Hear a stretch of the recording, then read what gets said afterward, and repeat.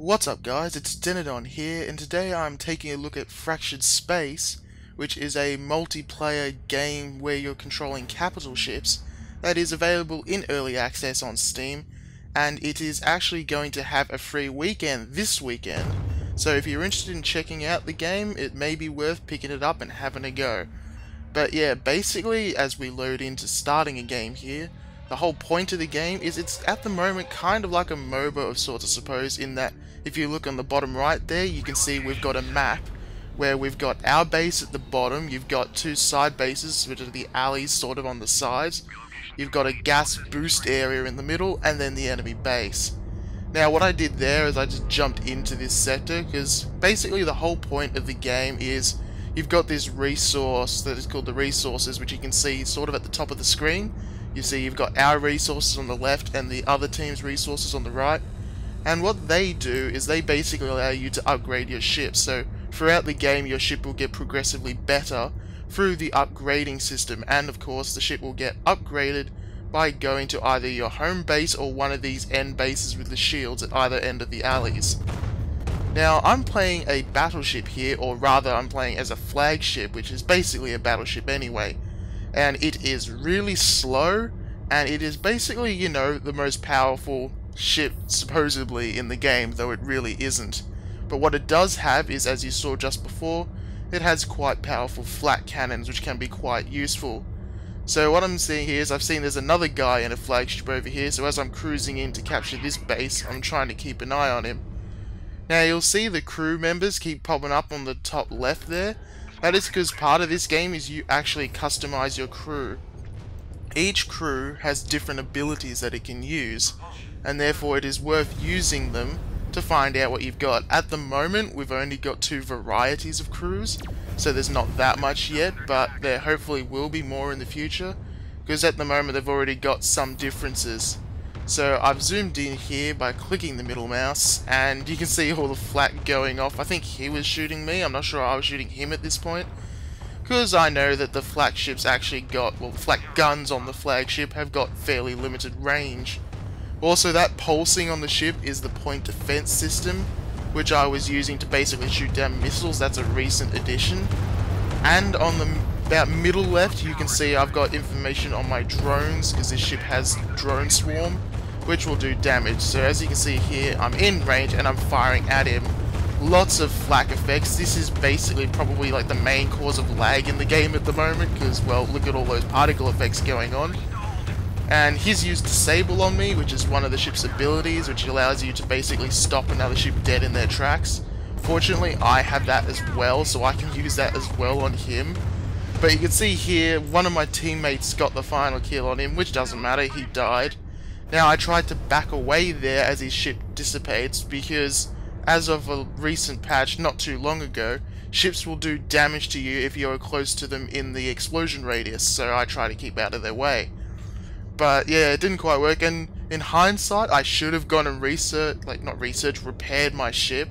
Because if you look about middle left or on the HUD there, I've got 3,911 health left, which isn't very much, so I should have gone and repaired it, but, you know, that's hindsight for you. But yeah, so here we are capturing.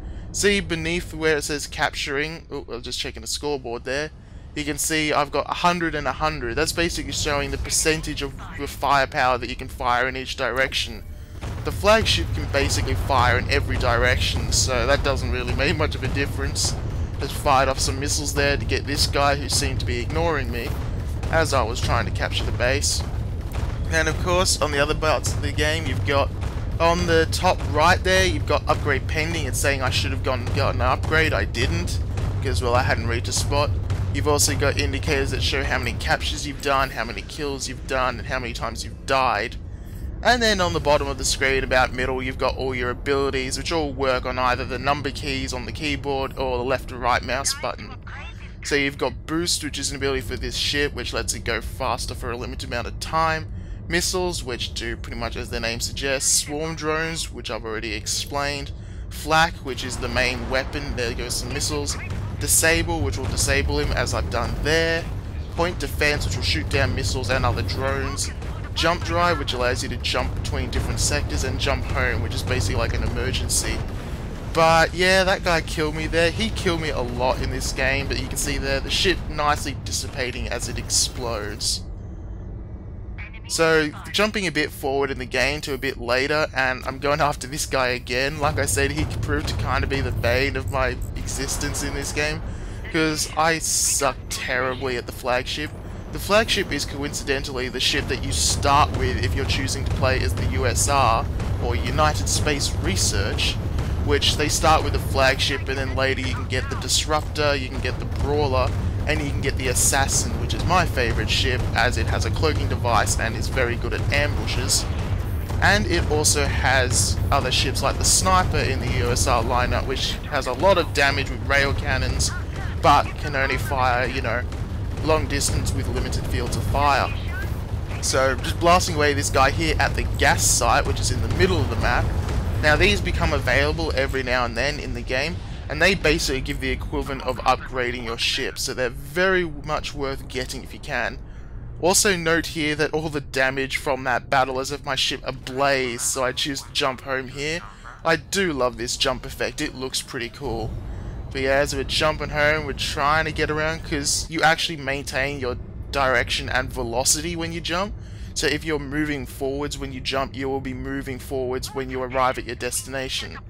So here we are with me moving back in to get my ship repaired. And yeah, so what was I talking about? I was saying the other factions. Well, the United Space Research is this one. Then you've got Zarek, or however you pronounce it, which build the Hunter, which is a ship that has like a blink ability so it can teleport around the place. You've got other ships like the Enforcer, which is a close range battle like Brawler. And then you have the Frigate, which is a very annoying ship but also quite fun to fly. And then the last faction you have at the moment is Titan, who for the most part build support ships, like the Corvette, which does, like, you know, repairing, and the other one, the Equalizer, which increases speed for the fleet, which is very useful to have. Now, it's also worth noting that this game will be going free to play when it's released, so what you're buying into now is the various stat levels from the Kickstarter, and what that actually enables you to do is that you get a boost in the game, like you already do and you will later, but you'll also give your teammates boosts as well, which I thought is very nice. So basically just by you being in a game, everyone else benefits. So it's not like you paying money for the game is causing any issues. Of course, it will be interesting to see just exactly how that turns out. But look at all this flak going off here with these guns pounding away at this other guy.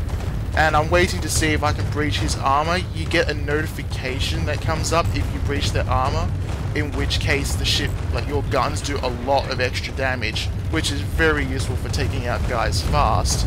He's using his point defense thing, he's been slowed by a teammate, and you can see he started to jump there, which was a bad idea, because jumping does a lot of extra damage to you. So basically, if you start jumping, be prepared to take a lot of damage unless you've got something like the Sniper that has a shield that makes you invulnerable briefly. But yeah, we're trying to take this guy on out, try and finish him off, the Corvette in the way so I can't see what I'm doing. And there we go, we defeated him, so we're like, alright, we can do this. And yeah, so again you can see my health was pretty low, so I should have done something about that, but I didn't. But, well, we ended up actually going on and winning this game, but I've cut that out because I'm trying to keep this video a little shorter. If you want, I can do some more videos with this, because I do like this game. It's a little empty at times at the moment, like there's not enough players on, in my opinion, all the time. But that will hopefully change, especially over this free weekend, so go pick up the game. This is Fractured Space, and as I die, I'm Denadon. Safe landings.